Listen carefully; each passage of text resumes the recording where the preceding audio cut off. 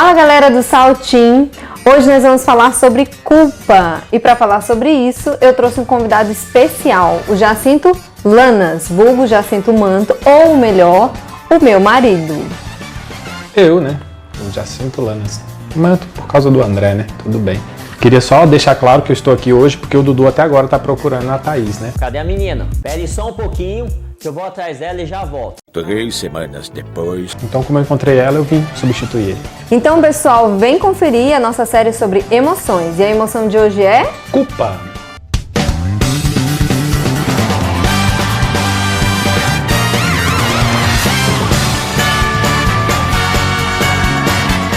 Então, pessoal, todos nós já sentimos culpa ou já tivemos que lidar com essa sensação. É uma sensação de que nós estamos em falta com alguém, nós estamos em débito, que nós fizemos algo que está o tempo todo batendo no nosso coração. E é muito importante a gente aprender a lidar com isso, a saber o que é a culpa e como nós fomos livres dela. Até porque a Bíblia fala lá em Provérbios que a gente precisa cuidar do nosso coração, porque dele procedem todas as fontes da vida.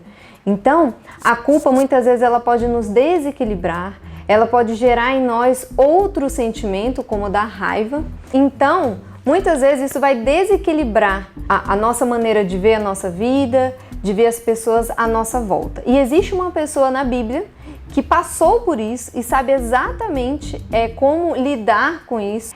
Mostrou durante toda a sua vida e a sua história que a culpa muitas vezes ela pode definir a nossa história e mudar o rumo do nosso propósito de vida. Não é mesmo, Jacinto Manto? Ou melhor, Jacinto Lanas?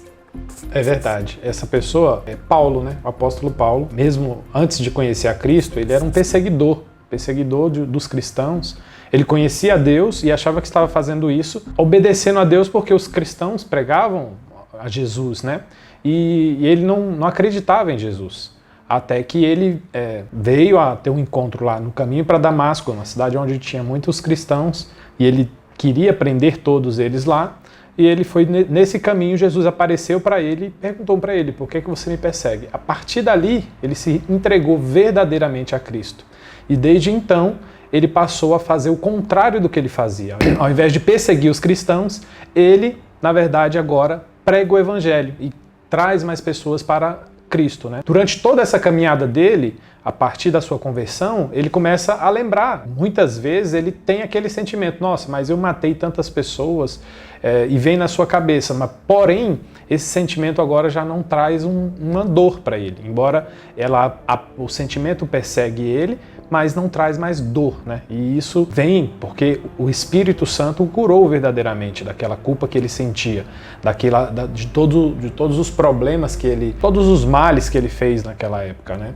Perseguindo cristãos, matando e dando um testemunho errado, né? E a partir de então, ao invés dele perseguir, ele passou a ser um perseguido, né? Foi preso e torturado diversas vezes, inclusive morreu por Cristo, né? Então, assim como Jacinto falou sobre a vida do apóstolo Paulo, que ele teve que lidar com o seu passado e ele teve muitas culpas no seu coração, eu também passei por isso. Eu já disse em uns vídeos anteriores sobre o relacionamento que eu tinha com o meu pai, que por conta de algumas faltas que ele teve durante a nossa vida, eu tratei meu pai de maneira muito desrespeitosa, muito desonrosa, enquanto eu não conhecia Cristo. Quando eu conheci a Jesus e eu li lá em Romanos, quando Paulo fala, portanto, não há nenhuma condenação para os que estão em Cristo Jesus, eu entendi que toda a culpa que eu tinha em relação à forma como eu tratei o meu pai, ela havia sido absolvida pelo que Cristo fez por mim naquela cruz. Então eu cheguei para o meu pai, pedi perdão a ele por tudo que eu tinha falado ou feito em relação a ele, e eu me senti muito mais livre e muito mais capaz de viver a vida que Cristo havia me dado depois que eu o conheci.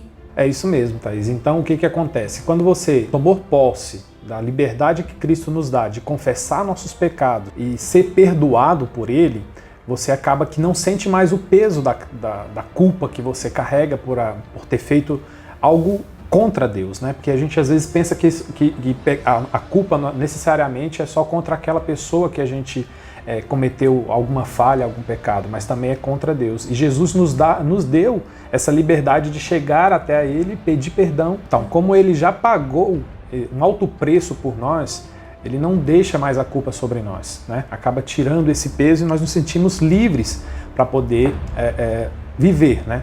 Baseado nessa liberdade que Cristo nos dá. Então, lá em Romanos 8, no versículo 3, fala que a lei não era capaz de nos salvar por causa da fraqueza da nossa natureza humana.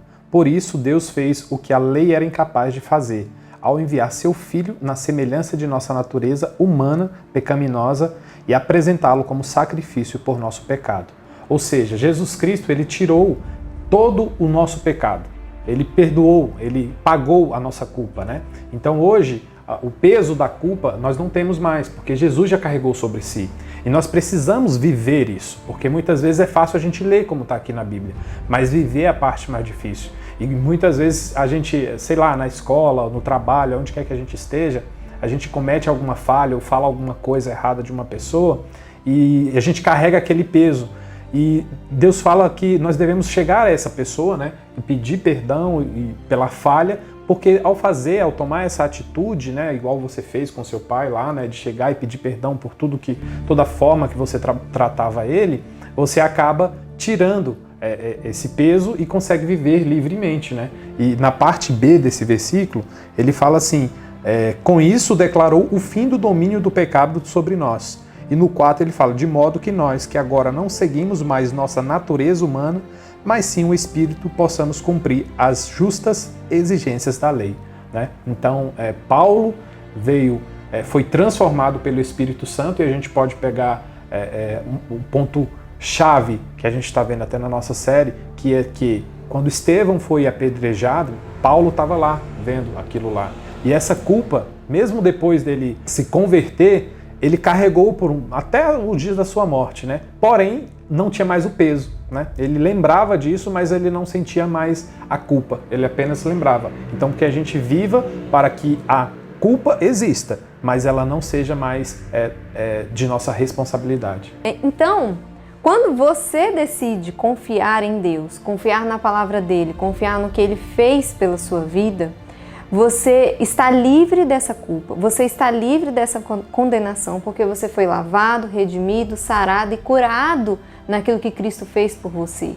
E não só você, mas as pessoas que estão à sua volta. Elas também foram saradas, curadas e lavadas pelo que Cristo fez naquela cruz. Então, não deixe mais a culpa exercer nenhum poder sobre a sua vida, tá bom? Você e as pessoas à sua volta. Procure aqueles que de alguma forma podem ter te machucado ou você machucou e acerte as contas com essa pessoa, lembrando sobre o que Cristo fez por você. Então é isso, galera. Vamos fazer agora uma oração? Você pode orar? Amém. Vamos orar então. Senhor nosso Deus, nós te agradecemos, Pai, por este momento e que nós possamos realmente tomar posse, Senhor, dessa vitória que Cristo nos deu e tirar todo o peso que nos foi lançado pelo mundo, né? Mas o Senhor já carregou sobre si o nosso fardo. Nós pedimos em nome de Jesus que o Senhor nos ajude a cada dia a tomarmos a nossa cruz e entregar o nosso fardo ao Senhor todos os dias, e pegar o fardo de Cristo, porque o fardo dele é suave e leve. E nós pedimos perdão, mais uma vez, por tudo aquilo que a gente tem pecado contra Ti, e pedimos que o Senhor continue do nosso lado em cada instante, nos ajudando nessa caminhada, em nome de Jesus. Amém. Amém. Salve, salve. Qual foi que você fez aí? Só pra fazer também? Vamos lá? Vamos lá, nós dois. Não. Dá tchau pro pessoal. Tchau.